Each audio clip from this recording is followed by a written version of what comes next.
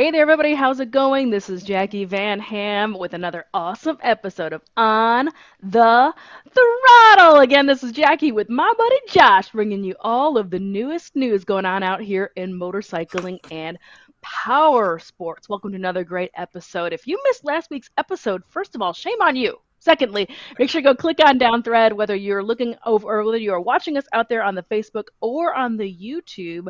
All of these videos live forever and ever out here, right, Josh? And last Yes, week's show was a extra fantastic show, if I do say so myself. of We covered a course. lot of really awesome motorcycle themed gifts for the holiday. Just a really fun, super, super good show. But It was with all definitely that fun. being it was definitely fun, right? We had lots of great Yeah. gift ideas, lots of cool stuff going on. This week, however, we have even more, a little bit of breaking news going on out here for the end of the year. For me, I have got some news from the folks over at Honda and Harley-Davidson. Everything's coming up roses for Honda. Harley-Davidson also has a couple little nuggets of news. And what do you got going on in your neck of the woods, Josh? I have a weird bike from a weird place. That is the first part of it. And then I figure out how to make a fast rider and what fast riders want. So we're going to talk about those two things. Very interesting. Well, we're all going to have to stay tuned for that story and all of our stories after this word from our sponsor. There are still billions of dollars available for businesses through the Employee Retention Credit Federal Tax Credit Program. Stenson Tamadon has helped companies with less than 500 employees retrieve over $3.4 billion in tax credits through employee retention credits. Call Stenson Tamadon today at 866-934-8461 today to start your application. That's 866-934-8461 to apply. Call now. Well, welcome back, everybody. Thanks again to our partner, Stenson Tamadon. Our show for today, as mentioned just a few moments ago, I'm going to be jumping in a couple of stories from Honda and then a couple of little nuggets of stories from the folks over at Harley-Davidson. So make sure you stick around. Let's go ahead and jump right into my very first story for today. So Honda just released this rendering, and I thought this was really interesting because it's just so bizarre. And what is happening here? What kind of like fever dream is this? I had no idea. I had to know what the heck was going on here. This is a rendering the folks at Honda released because they are a partner. They are a title sponsor for the 134th Rose Parade that's happening on January 2nd, 2023. Honda's Forever Determined Rose Parade float showcases Honda's commitment to making people's lives better by constantly advancing mobility through innovative technology and sheer determination. Honda's Forever Determined float marks the 13th time that Honda has led all floats as presenting sponsor of the Rose Parade. Now, why I thought this was really particularly interesting is because this is featuring several EV vehicles, and while this is just drawings, we can take a really good gander of what is happening here and what they're going to be showcasing and what they're going to be featuring. So this is going to be a mix of mopeds, scooters, 3 large fun EVs were just launched in 2024, that are guaranteed for 2024 and 2025, which is what the folks from Honda are saying. So we're ready to like catch glimpses of these things, and that is what is going on in this rendering for the Rose Parade. The float shows several Honda vehicles, including the all-electric Prologue SUV, the Acura ARX-06 hybrid race car, a Honda Jet Elite 2 plane, and a prototype Honda EVTOL, electrical vertical takeoff and landing aircraft, personal landing aircraft, Josh. Also nestled in there is what is simply described as a Honda electric motorcycle. Total vague booking going on, right? The rendering shows a naked motorcycle that looks very similar to the Honda CB500F, but with a large module towards the front, next slide please, that houses the batteries and electric motor in place of the engine. So I thought this was really interesting. It's difficult to draw too many conclusions from a sketch of a parade, of a parade float, but I thought it was all really, really interesting. And the reason why I brought this up and why I do think this is so interesting is not only, I mean, you had me at like personal landing aircraft. What in the world? Can't wait to see it. But I thought this was really fascinating because this is taking place as part of the Rose Parade. So this is a very non-traditional, in my mind, place to be promoting and marketing electric vehicles. Traditionally, up until now, when we're talking EV out here in the motorcycle and power sports space, these things are all kind of launched and directed directly at like motorcycle consumers. I'm not catching a lot of these companies wanting to go fish around in other ponds, but that, in my mind, has to happen. We have to start turning people that are not already motorcycle consumers into consumers of these EVs in order for them to be a success. So I thought that this was really interesting that they're showcasing these cars, this aircraft, motorcycles, scooters, mopeds, a lot of their EV or all of their EV projected lineup and prototypes as part of the Rose Parade that's happening at the very beginning of January. I, for one, will be tuning in, and I cannot wait to see what is going to happen at the Rose Parade with the folks over at Honda. Josh, what do you think about this story? It's interesting because I mean, we talked about it briefly beforehand, and I do think you're right. It's where we're going to need to find non-motorcycle people to get them into motorcycling. The old school of you're just a bad dude and you suddenly you get 10 cool points as soon as you get on a motorcycle isn't enough to sell motorcycles anymore. So getting people into mobility and realizing that, hey, there are ways to do this that are good, that are environmentally sound, that yes, I think this is the right way to do it. And hey, it's worth a stab at it, especially when we're looking at how fast so many things are changing. It's worth a stab.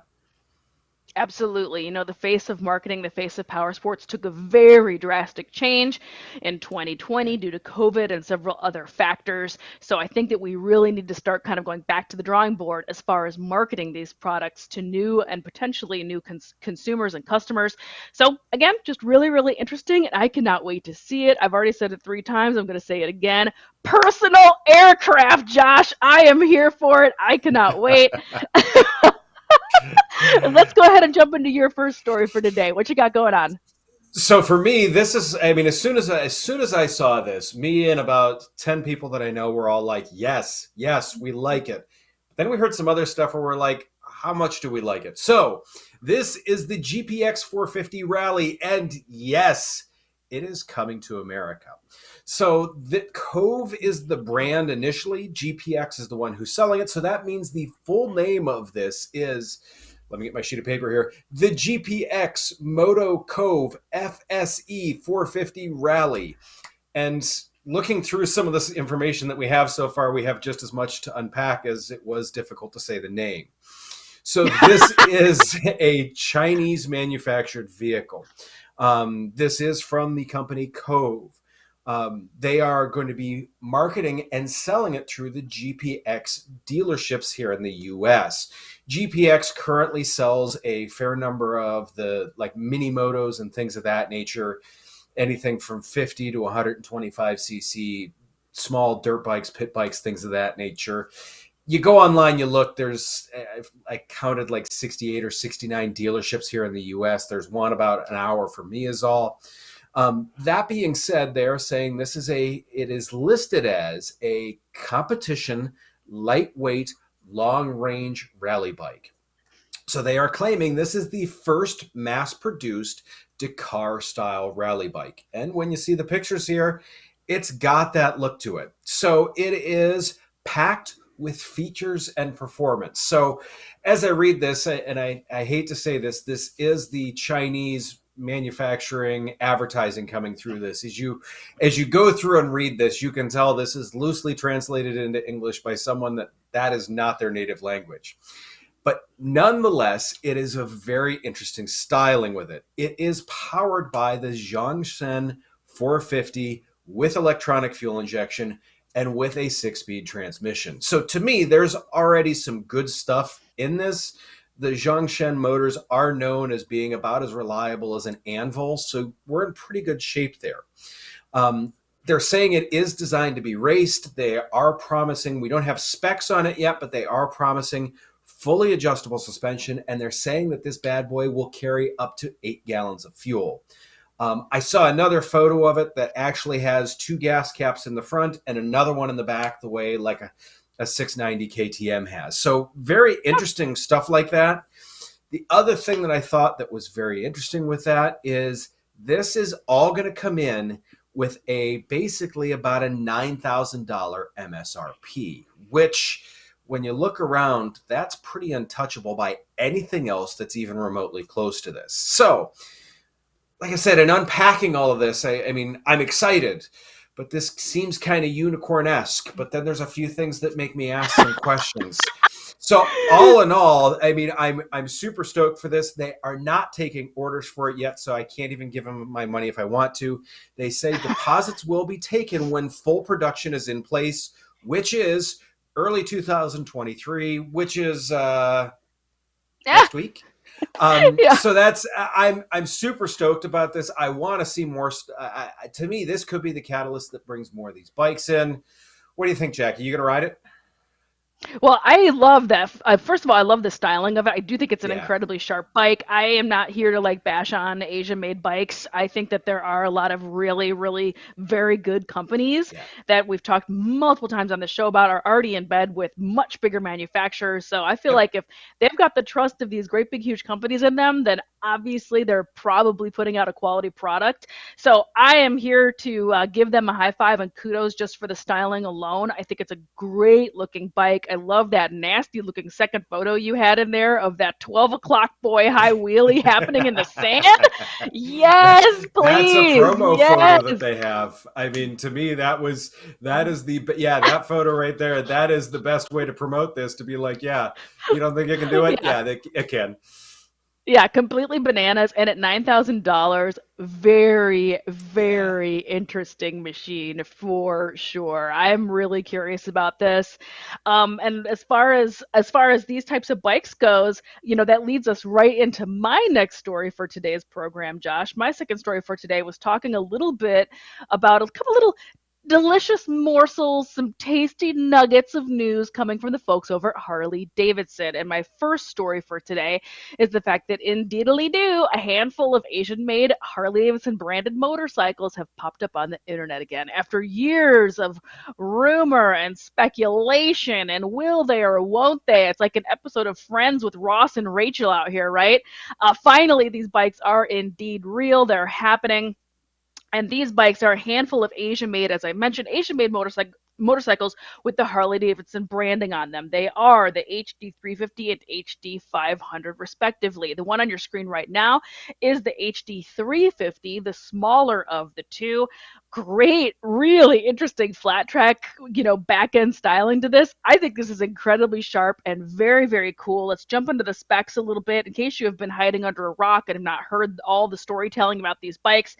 Let's go ahead and chat about it. The idea of a small parallel twin Harley was first announced way, way back in 2019. Remember that, gang? That was pre-COVID. That was like 25 years ago. As part of a plan to join forces with China's giant, here we go again, Qianjiang Group. But not one, but two such bikes have been type approved for sales in China. Originally, this was part of the 338R, reflecting a 338 capacity achieved by combining the stroke of, for shortening, I'm going to say QJ Motors. QJ Motors 300 twin with the bore of its larger 500cc motor. However, since then, the Chinese firm has introduced its own 353 version of the engine, and that is the unit that is going to appear in the smallest of the Harley-Davidsons, internally called HD350, but wearing badges that appear to read X350 on them. So I'm not sure, exactly what the end of the day, what the title of this bike is going to be. It does say clear as a bell, though, right on the side, X350. So I'm guessing that that's probably what they are going to stick with. The HD350 might just, again, be internal language. So this is loosely based, begged, borrowed, or steal off of the Benelli bikes. Benelli also is manufactured by QJ Motors. So really, really interesting. There's a lot of debate on the internet out here about whether these bikes will end up in different markets or not. My vote is no. We will, of course, all be waiting. And the minute that news breaks, we'll bring it to you here on the program. So make sure you hit notifications on. But my belief is these are strictly going to live in Asia market. Again, it makes sense. There's a bigger demand for smaller displacement machines over there. This helps dodge some import tax by them being fabricated overseas. Let's go ahead and check out the next slide. It's going to show you that 500. This has been pretty universally panned by the internet. Not a lot of big fans of the styling on this bike going on. I think it's okay. I mean, it is what it is. It definitely, in my mind, is referencing a lot of Benelli vibes. I think the 350 is a little cooler. I like that. I like that tail end section particularly a little bit better. So that's my first little delicious nugget in Harley Davidson land of news that's going on out here. My second nugget is again just these little morsels, little tastes of things happening over at HD.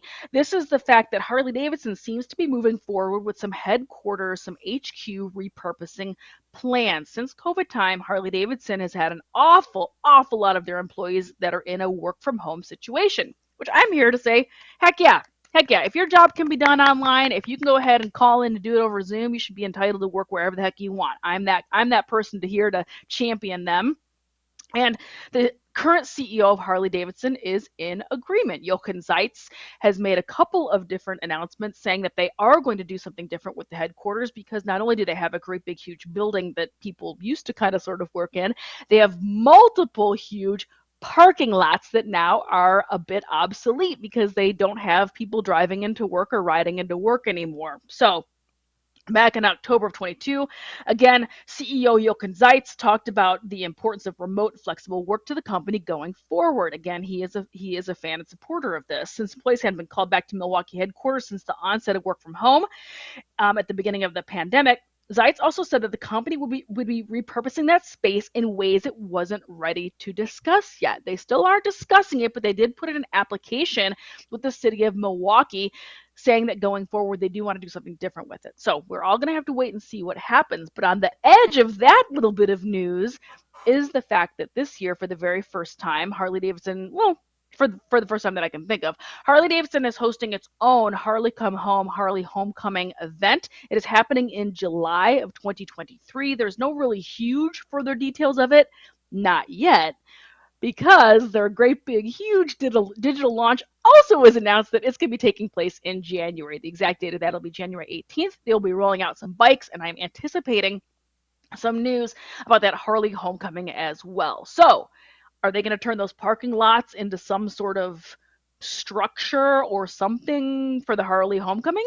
Who knows? We're all going to have to wait and see. We're all going to find out on the 18th of January. You know, the minute that news breaks, we'll be bringing it to you here on the program. Josh, what do you think about all these little tasty nuggets of Harley Davidson news?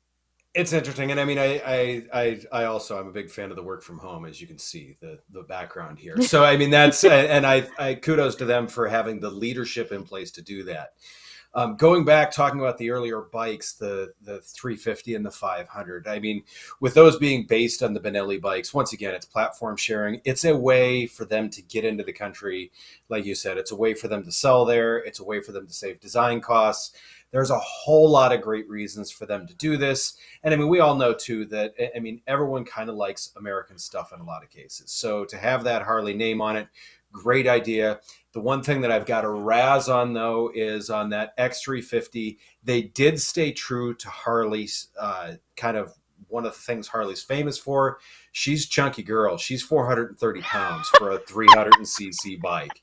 That is a lot of bike for not a lot of displacement. So when you look at that displacement to weight, you're like, ooh, that's going to take a while to move. So Harley stayed true to form there. I give him credit. Hey, look, being out here in the Midwest, we eat to ride and we ride to eat, right? So I mean, that's Sure, just sure. our way. That's just what we do. But yeah, seeing as the Harley Davidson several years ago, they had that Street 500 and the Street 750, which were again universally panned here in this country. They went over like a box of lead. I am not anticipating at all these motorcycles coming to this No. country. There is an awful lot of like furor and hurt feelings and hubbub going on the internet right now in the comment sections of some of these Yep, articles I've floating seen it. around. I'm here to say that it's not going to happen, so we don't need to really worry about it. But I mean, prove me wrong. We're all going to have to wait and see, right? I think that they're really cool Exactly. looking. I think it would be cool to see them here, but Lord knows we've got plenty of other options. I think these are going to stay over in Asia, and they are not going to be for this country. But we're all going to wait and see. Anywho, Josh, what you got going on for your second story? So there's this old adage that I'm a big fan of, that if you want to feel fast, you're going to throw money into your engine. And I mean, the first thing that people always do is they buy an exhaust or they do airbox mods. But if you actually want to go and or be fast, suspension's where it's at. So that being said, WP just released a suspension upgrade for the front forks for the 690, 700, and 701, which is the KTM, Husqvarna, and the GasGas, respectively. This is called their Explore Pro XPLOR. Of course, they have to spell it weird. It is the Explore Pro 6500 cartridge. It's an interesting setup. It's a closed cartridge setup that uses the stock rods. So all the stock externals, you pop those all apart, you drop these in, you can use your stock springs with it. Obviously, if you're going this far into it, you're probably going to change the springs for your weight, things of that nature. It uses separate pressurized compartments to give that consistent dampening that sometimes you get when you start to get the oil a little bit hot in those. It also helps prevent that internal cavitation that can sometimes cause those weird spots in the suspension. It does all this somehow with less oil. So they didn't have much of the design on this. I spent probably a solid 45 minutes looking this up because, of course, I see something new. I need to see how it works. I wasn't able to find much on it yet. To me, they say, typically it's a 2-3 hour job to pull out the guts, slide them back in, get everything refilled. The nice thing with this is this does have adjustable compression, adjustable rebound, and adjustable preload on this. So you've got as much suspension adjustment as you need. So if you're going to put a rally tower on the front end and you ate too many cheeseburgers, you can go ahead and crank up the preload. If you're taking that stuff off because you're going to go hammer it around the woods, and you're hammering around the woods less than you're eating cheeseburgers, you're obviously going to lose that weight. So you can go ahead and back that off a little bit. I feel a little attacked, Josh. I feel a little attacked. No. Well, it's a 690 KTM. You're not touching the ground anyways, Jackie. So just twist it and go. So these aren't cheap, but to me, it's approximately $951 for the pair. To me, the thing that I love about this, though, is it like I said, it's not necessarily cheap, but if you add an exhaust and an air cleaner on, the performance that you're going to get from that, you're probably at about the same money. When you look at how these are set up and how much better they're going to make the front end of these bikes feel, well worth it. And as I said before, if you want to feel fast, you're going to add horsepower. If you actually want to go fast and are fast, you're going to add suspension pieces. And that is exactly where these fit in. Great addition. I am looking forward to seeing it, and I need to test ride on these too. I need to verify everything that we talk about. So, but to me, to have these on the bike is a great addition, and it's a great way to make sure that bike is even that much more versatile. So yeah, I'm all for them. Plus, this top cap looks pretty good, don't you think, Jackie? Yeah, it's dead sexy. I do love the super hyper adjustability of these. You get what you pay for. You're right. They're almost $1,000, but there is so much flexibility, no pun intended, so much flexibility in how you can adjust these and set these up and dial them in for your exact specific scenario. Well worth to me. You're right. While there is no replacement for displacement, as the kids say, suspension is absolutely where it's at as far as actually making the bike go, turn, handle, and get you from point A to point B.